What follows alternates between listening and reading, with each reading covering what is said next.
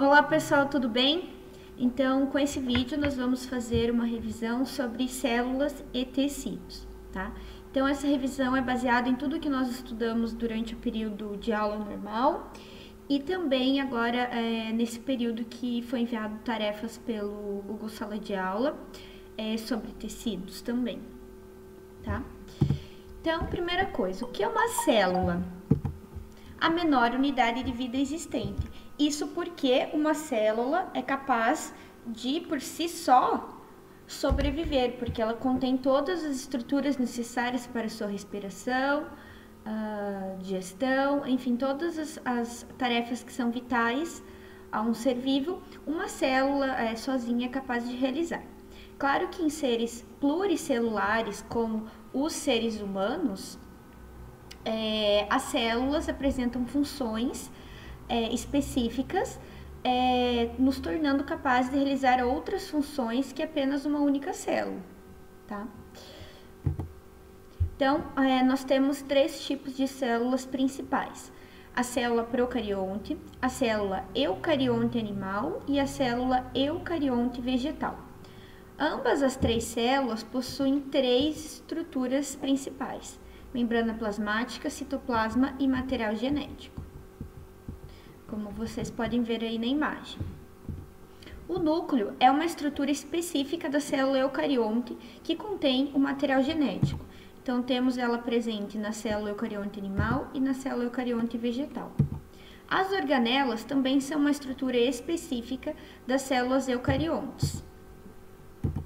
O flagelo é uma estrutura que ocorre em muitas células procariontes, mas é uma estrutura que também pode ocorrer em outras células eucariontes. Mas, por ela ser bem comum nas células procariontes, elas estão representadas aqui também.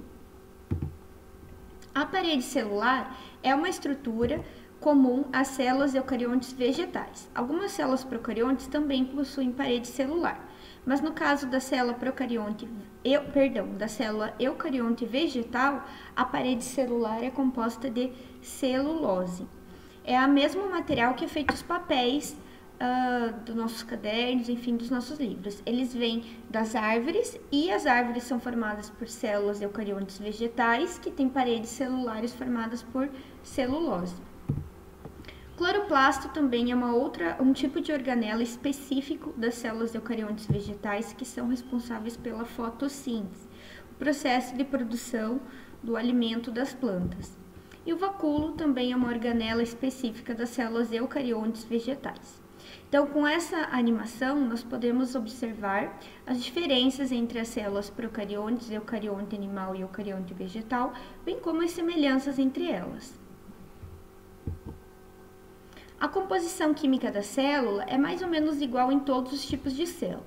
A membrana plasmática, o núcleo, as organelas, o flagelo, a parede celular e os cloroplastos são formados basicamente por lipídios, carboidratos e proteínas. O citoplasma e o vacúolo têm em sua maior concentração água e sais minerais, e o material genético é formado pelos ácidos nucleicos.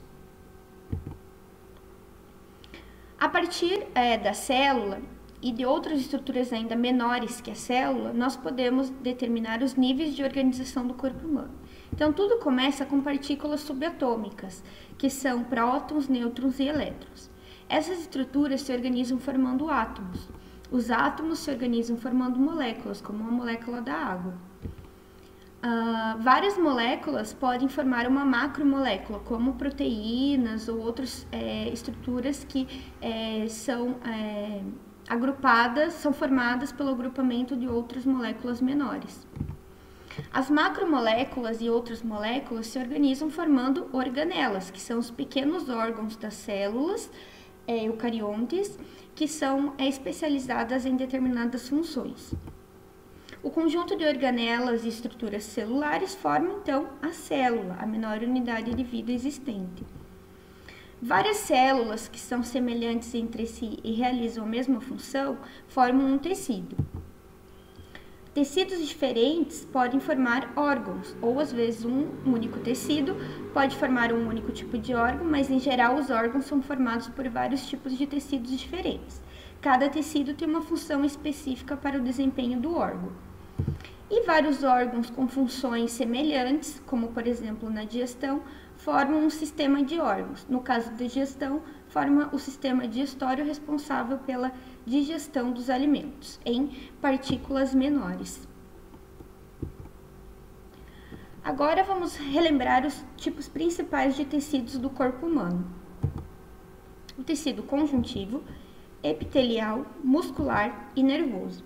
Esses 4 tipos de tecidos têm subtipos de tecidos e eles são super importantes para o desempenho e organização do corpo humano, nos seres que são pluricelulares, diferente lá das bactérias que são seres unicelulares.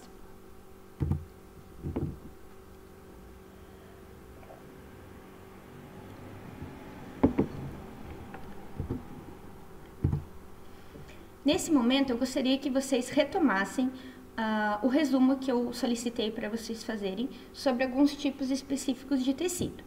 Nessa tabela que eu vou construir e discutir com vocês agora, vai ser um resumo que vocês podem corrigir e verificar se vocês colocaram todas as informações corretas no caderno de vocês também. Então, o primeiro tecido é o tecido epitelial. Ele está localizado ele forma principalmente a pele e está localizado também nas mucosas, que são estruturas, são regiões como, por exemplo, o interior do nariz e a parte interna da boca, que recebem o nome de mucosas. A principal função desse tecido é revestimento, tanto externo quanto interno. E a principal característica desse tecido é que as células estão justapostas. Isso significa que as células estão muito próximas umas das outras, sem deixar espaço intercelular entre elas. Então, entre essas células não há nenhum tipo de espaço. Como nós podemos ver nessa imagem, as células estão todas justapostas.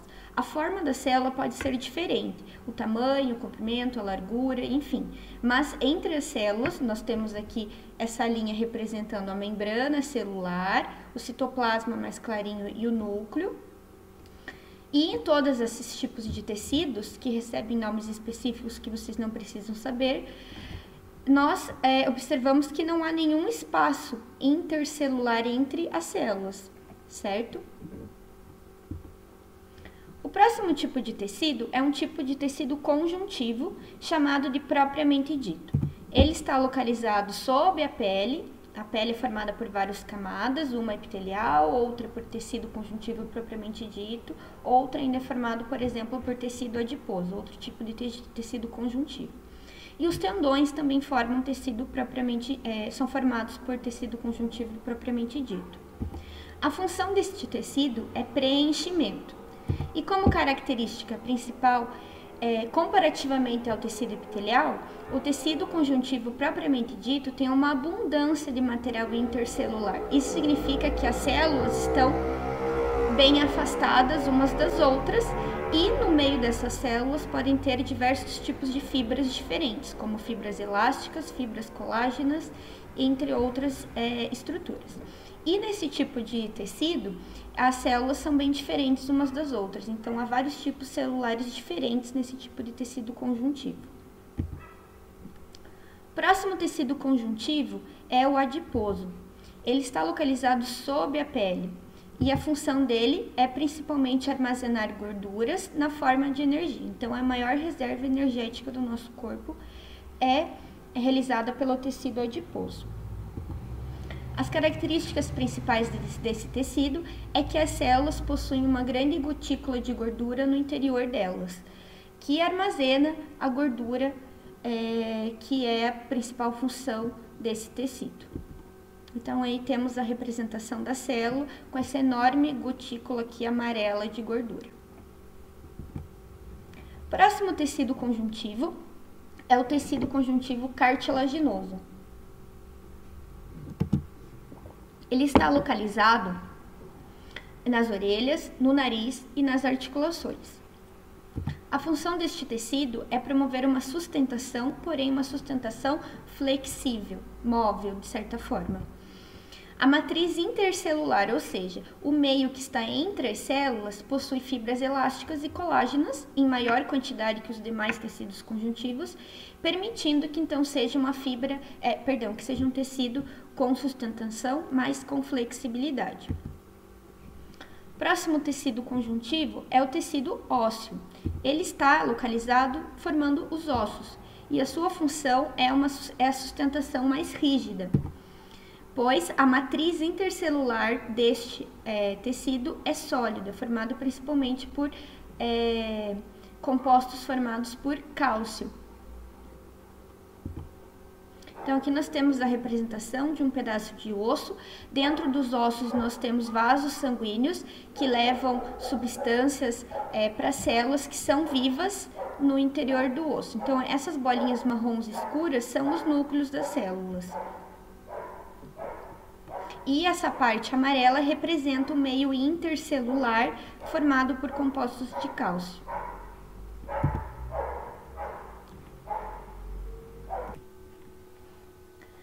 O próximo tecido conjuntivo é o tecido sanguíneo. Ele está localizado formando o sangue. A função deste tecido é o transporte de substâncias, tanto de nutrientes quanto de gases, e a defesa do organismo. A característica desse tecido, comparativamente aos demais tecidos conjuntivos, é uma matriz intercelular abundante e na forma líquida, diferente do tecido ósseo, que é sólido, diferente do tecido cartilaginoso, que possui muitas fibras elásticas e colágenas, e diferente ainda dos demais tecidos conjuntivos. Então, aqui é a representação do tecido sanguíneo. São vários tipos de células diferentes presentes nesse tipo de tecido. Estas vermelhas aqui são os glóbulos vermelhos, que também são chamados de hemácias e são responsáveis pelo transporte de gases no sangue, gás oxigênio e, em menor parte, gás carbônico. Estas outras células aqui, leucócitos, monócitos, linfócitos, são células que em conjunto são chamados de glóbulos brancos e estão relacionados com a defesa do organismo. Eles identificam compostos estranhos, sinalizam esses compostos e depois eliminam. Esses outros pedaços aqui, que são restos de células mortas ou proteínas, são chamados de plaquetas e elas estão responsáveis principalmente pela... me fugiu o nome. Coagulação do sangue. E aqui nessa proveta aqui nós podemos ver a quantidade, né? Em uma quantidade de sangue, a maior porcentagem é de plasma, que é 60%. O plasma é a matriz intercelular desse tecido, que é líquida e é formada basicamente por água e outras substâncias dissolvidas. Agora nós entramos nos tecidos musculares e há 3 tipos de tecidos musculares. O tecido muscular estriado esquelético, que é associado aos ossos, que tem como função a movimentação do corpo, puxando os ossos durante essa movimentação. E a principal característica desse tecido são células cilíndricas muito longas. Em seguida, temos o tecido muscular estriado cardíaco, que forma o miocárdio. Miocárdio é o nome do músculo que forma o coração. E a função deste tecido são batimentos cardíacos. Então, realizar um batimento ritmado do coração. As células desse tecido são alongadas e ramificadas. E por último, o músculo liso, ou tecido muscular liso. Ele está presente nos órgãos do sistema digestório e tem como principal função o peristaltismo. Nós vamos ver em seguida quando vermos o sistema digestório, mas já adianto que peristaltismo é o movimento que o sistema digestório realiza para empurrar a comida ao longo de todo o tubo do sistema digestório. E esse movimento só ocorre porque junto das camadas que formam os órgãos do sistema digestório, há uma camada de músculo liso que permite a contração dos órgãos e que a comida seja empurrada ao longo do tubo digestório. As características das células desse tecido são fusiformes, ou seja, e curtas, significam que elas têm as pontinhas afiladas. Então, nós podemos ver aqui a comparação das células dos 3 tipos de tecidos musculares. Então, aqui do tecido estriado cardíaco, as células têm essas estrias transversais, são longas e ramificadas. O tecido muscular esquelético, que tem células cilíndricas e bem longas, também com estrias. Essas estrias são importantes para que o músculo se movimente corretamente. E o tecido muscular liso tem essas células com pontas afiladas. Aqui são pontas afiladas, que a gente chama de células fusiformes. Elas não têm estrias porque elas realizam uma movimentação mais lenta. Então, a ausência de estrias permite que essa movimentação seja mais lenta. E por último, nós temos o sistema nervoso, que está localizado no cérebro e nos nervos. Tem como função a transmissão do impulso nervoso, ou seja, a transmissão de informações entre células no caso do sistema nervoso, e entre células do sistema nervoso e outras células de outros tecidos do corpo. E a principal característica das células do tecido nervoso são células alongadas e com muitos prolongamentos. Então, aqui nós temos a representação de uma célula nervosa. Então, nós vemos aqui o corpo celular, que tem uma série de ramificações que a gente chama de dendritos. Nesse corpo celular, nós temos o núcleo, e o corpo celular se ramifica numa estrutura longa chamada axônio. E no final do axônio, nós temos uma série de ramificações. Então, o impulso nervoso, ou seja, a informação nervosa, ela chega sempre nos dendritos, passa pelo axônio e então é enviada para o próximo neurônio pelas ramificações terminais do axônio. Este é sempre o mesmo sentido do impulso nervoso em qualquer célula nervosa. O tecido nervoso também tem associado outras células específicas do sistema nervoso, que também se enquadram dentro do tecido nervoso, mas elas têm outras morfologias.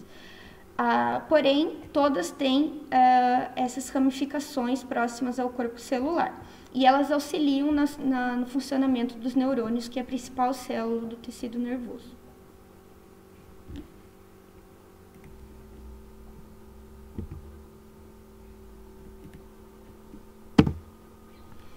Então, aqui, só para nós fecharmos esse trabalho com esse estudo sobre os tecidos, nós temos o corte de um joelho no sentido longitudinal, e nós podemos ver que dentro de uma estrutura do corpo, como por exemplo um joelho, nós temos diferentes tipos de tecidos diferentes formando aquela estrutura.